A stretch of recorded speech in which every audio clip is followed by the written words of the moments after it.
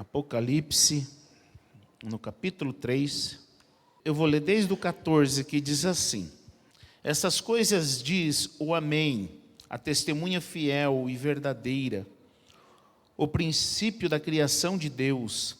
Conheço as tuas obras, que nem és frio nem quente. Quem dera fosses frio ou quente. Assim, porque és morno e nem és quente nem frio, estou a ponto de vomitar-te da minha boca. Pois dizes, estou rico e abastado, e não preciso de coisa alguma. E nem sabes que tu és infeliz, sim, miserável, pobre, cego e nu.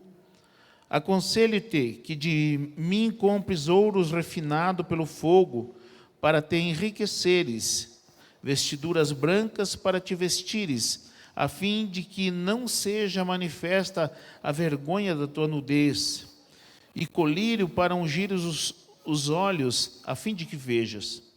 Eu repreendo e disciplino a quantos amo. Sê, pois, zeloso e arrepende-te. Eis que estou à porta e bato. Se alguém ouvir a minha voz e abrir a porta, entrarei em sua casa e cearei com ele e ele comigo. Ao vencedor, dar-lhe-ei sentar-se comigo no meu trono, assim como também eu venci e me sentei com meu Pai no seu trono. Quem tem ouvidos, ouça o que o Espírito diz às igrejas. Essas palavras foram dirigidas à igreja de Laodiceia. E a igreja de Laodiceia era uma das sete igrejas do Apocalipse. E esta igreja, ela se achava muito espiritual, até que um dia Jesus bateu a sua porta. Quando o texto diz assim, assim diz o Amém, a testemunha fiel e verdadeira, o princípio da criação de Deus, está falando de Jesus Cristo.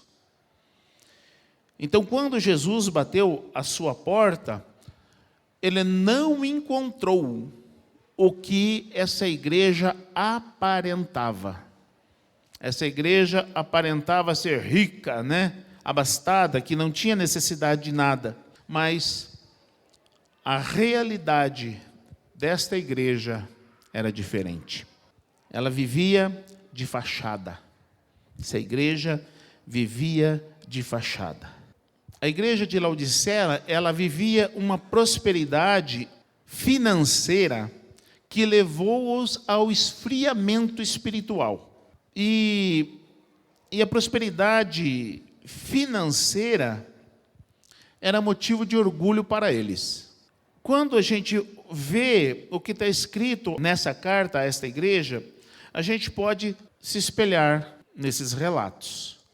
Porque muitas vezes as nossas vidas, elas se encontram tal qual a igreja de Laodiceia, que aparenta estar muito bem, mas de fato não está.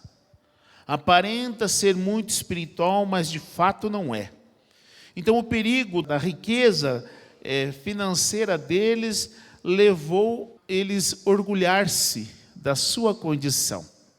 Porque muitos, lá nessa época, assim como hoje, eles pensam que prosperidade financeira é bênção e aprovação de Deus em tudo que fazem. Não era assim, não é assim hoje e nunca será. Essa igreja é prova disso, que a prosperidade financeira não é chancela de bênção de Deus, nem de salvação. Este é um perigo que essa igreja estava correndo, vivendo uma vida abastada, mas também é um perigo que muitas pessoas vivem, tendo uma vida confortável, porém sem o temor de Deus. E aí o que acontece? O que aconteceu com essa igreja? Eles tentaram viver a vida do jeito deles, ou do próprio jeito. E não era esse o plano de Deus. O plano de Deus era outro. Quando uma pessoa, ela tem a sua vida baseada nesta terra, que não tem uma perspectiva de salvação, de céu, de eternidade, então muitas pessoas elas se conformam com a condição terrena. Se está boa, está tudo certo. Se estou bem, com saúde, financeiramente bem, está tudo certo. E não é. E não foi assim com a igreja de Laodiceia. Então, viver do próprio jeito não é propósito de Deus. E tem muitos que pensam assim, eu faço só o que eu gosto, aceito só o que eu aprovo, vou somente aonde eu quero, quando eu quero, com quem eu quiser. Tem muitas pessoas que pensam isso. É porque estão vivendo apenas com a visão terrena. Deus, Ele não é contra finanças, nunca foi. Pelo contrário, finanças, quando utilizadas no temor de Deus, é bênção, não somente para aquele que possui, mas também para a obra do Senhor. Então é importante a gente saber que a Bíblia não condena a abastança financeira. 1 Timóteo 6,10 diz, porque o amor ao dinheiro é a raiz de todos os males. E alguns nessa cobiça se desviaram da fé e a si mesmos se atormentaram com muitas dores. É o caso da igreja de Laodiceia. A igreja de Laodiceia pensava que estava tendo uma vida que agradava a Deus, porém não estava. Também há perigos na prosperidade sem Deus, porque quem vive não consegue ver o perigo que corre. Quando alguém é alertado, assim como foi a igreja de Laodiceia, muitas vezes a pessoa não gosta. E o que a pessoa faz? Se afasta de quem o corrigiu. Mas não sabe que pode ser o próprio Deus o alertando, assim como foi aqui na igreja de Laodiceia. Marcos capítulo 10, versículo 17 em diante, diz assim: E pondo-se Jesus a caminho, correu um homem ao seu encontro, ajoelhando-se, perguntou-lhe, Bom mestre, que farei para herdar a vida eterna? Respondeu-lhe Jesus, por que me chamas bom? Ninguém é bom senão um que é Deus. Sabes os mandamentos? Não matarás, não adulterarás, não furtarás, não darás falsos testemunhos, não fraudarás ninguém, honra teu pai e tua mãe. Então ele respondeu, mestre, tudo isso tenho observado desde a minha juventude. E Jesus, fitando-o, o amou e disse, só uma coisa te falta, vai, vende tudo o que tens, dá aos pobres e terás um tesouro no céu. Então vem e segue-me. Ele, porém, contrariado com esta palavra, retirou-se triste, porque era dono de muitas propriedades. Veja que essa pessoa, ele conhecia os mandamentos e sabia a respeito da eternidade. Porém, o seu coração não estava no eterno. O seu coração estava nas coisas terrenas. E quando Jesus confrontou o que ele mais amava, que era as riquezas, e disse, tira o seu coração delas, que você terá um tesouro no céu, dá o que você tem aos pobres, ele saiu triste. Ele se afastou daquele que o disse, dá aos pobres e terás um tesouro no céu. Veja que quem disse isso foi o próprio Senhor Jesus. E ele se afastou porque amava esta vida. O amor a esta vida, longe do temor de Deus, afasta as pessoas do céu. Só que as pessoas não sabem disso e continuam vivendo uma vida meramente religiosa. Não é esse o propósito de Deus. O propósito de Deus é que as pessoas tenham um compromisso com Deus. E o texto diz, porque não és quente e nem frio, porque és morno. Então tem muitas pessoas vivendo na mornidão da fé. Não é nem quente e nem frio. Aí o próprio Senhor Jesus disse assim: quem dera fosses quente ou frio, quer dizer, tome um posicionamento, quem dera você ter um posicionamento. As pessoas não têm mais posicionamento, e estão se afastando das coisas de Deus, por as coisas dessa vida. Só que o texto diz assim: eis que estou à porta e bato, se alguém ouvir a minha voz, e abrir a porta, entrarei em sua casa, cearei com ele e ele comigo. Ao bater na porta, Jesus encontrou um coração morno. Só que se orgulhava que tinha riquezas, que tinha abastança, mas o coração era morno. Quando Jesus bateu na porta, ainda que eles tivessem deixado Jesus para o lado de fora da vida, Jesus estava dando uma oportunidade de convidá-lo. Entra. Quantas oportunidades perdidas você e eu muitas vezes deixamos passar. O Senhor, Ele nos dá a oportunidade, mesmo que Ele esteja do lado de fora. O propósito do Senhor é estar conosco, ser o centro da nossa vida. E ao bater, esse que estou à porta e bato, mostrou que a vida desta igreja não estava como o Senhor Jesus queria. Então nós não podemos perder as oportunidades que o Senhor nos dá, os convites que o Senhor nos faz.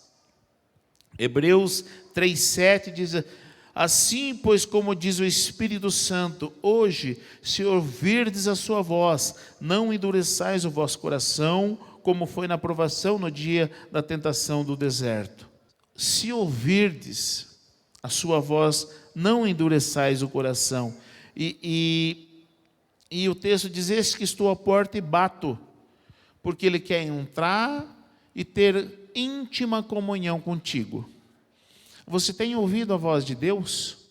Você tem deixado o Senhor entrar na tua vida, no teu coração, cumprir a vontade dEle e não as tuas? Quando o coração está morno, é pior do que estivesse frio. Porque frio tem como o próprio Deus aquecer. Mas quando está morno, é porque não deixou Deus aquecer. Então, se você ouviu a voz do Senhor hoje, se você está ouvindo a voz do Senhor, não endureça o teu coração. Deixa Ele entrar. Ao bater na porta, Jesus encontrou um povo que pensava ter tudo, porém não tinha nada. E é interessante, porque essa era a condição dos escribas e fariseus. Eles eram hipócritas. E a hipocrisia é um veneno que mata silenciosamente. Porque ele tem jeito de crente, fala como crente, se porta muitas vezes como crente, mas não é crente. Esse é o hipócrita. E a hipocrisia, ele vai matando ao ponto da pessoa se conformar numa situação de mordidão e não sente mais necessidade, nem de Deus. Era o caso dessa igreja. Eles estavam ricos, abastados, tinha tudo, não tinham mais necessidade, porque nem de Deus eles tinham necessidade. Então, eles estavam vivendo na hipocrisia, e foi o que Jesus condenou nos escribas e fariseus, foi a hipocrisia. Agora, sinceramente, como está a tua vida com Deus? Você sendo sincero com você mesmo e com Deus. Como está a tua vida com Deus? Está quente? Está frio? Ou está morno? Para Deus só tem uma condição: quente. Frio e morno não serve. Como está a tua vida com Deus? Pense nisso, para que você possa tomar uma decisão ainda hoje aqui. e sair daqui com uma decisão: eu preciso ouvir a voz que está batendo na minha porta. Eu preciso abrir a porta do meu coração para que o Senhor Jesus entre. Porque o que Ele quer é uma eternidade contigo. Ao bater na porta, Jesus mostrou de onde Ele estava. Ele estava do lado de fora, batendo na porta desta igreja, querendo entrar. E é uma situação difícil quando o Senhor da igreja tem que bater na porta do lado de fora, pedindo para entrar. Imagina como fica o coração de Deus numa situação como essa. E muitas vezes essa é a situação das nossas vidas. Muitas vezes essa é a situação da tua vida. Você fechou a porta do teu coração para Jesus, mas Ele insiste batendo. E aí diz: se alguém ouvir a minha voz e abrir a porta, eu entro. O desejo de Deus é estar dentro, é estar contigo, não é estar do lado de fora batendo. Mas ao bater, Ele revela onde Ele está, do lado de fora. Então nós precisamos ter essa consciência, porque Jesus estando do lado de fora, Ele mostra que muitas vezes as nossas decisões não vêm dEle, são nossas mesmas. O que nós fazemos quando nós temos uma decisão para tomar? O que nós fazemos? Nós pensamos cá com os nossos botões e tomamos nossas próprias decisões, ou nós pedimos orientação para Deus? E eu vou falar para vocês, no nosso meio tem muitas pessoas que eu sei que tomam suas decisões buscando em Deus, ou só tomam as suas decisões buscando em Deus. Mas tem muitos que eu não sei. Então, essa pergunta é para você. Como é que você tem tomado as suas decisões? Se as tuas decisões não têm sido buscado em Deus, é sinal que Jesus está batendo do lado de fora, da tua vida, do teu coração. Jesus estar do lado de fora é quando o nosso culto, ele se torna um fardo. E você pensa: eu só vou porque eu tenho que ir.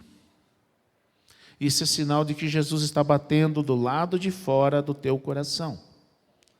O culto, ele não pode ser um fardo. O culto deve ser um prazer. O culto não pode ser pesado para você estar.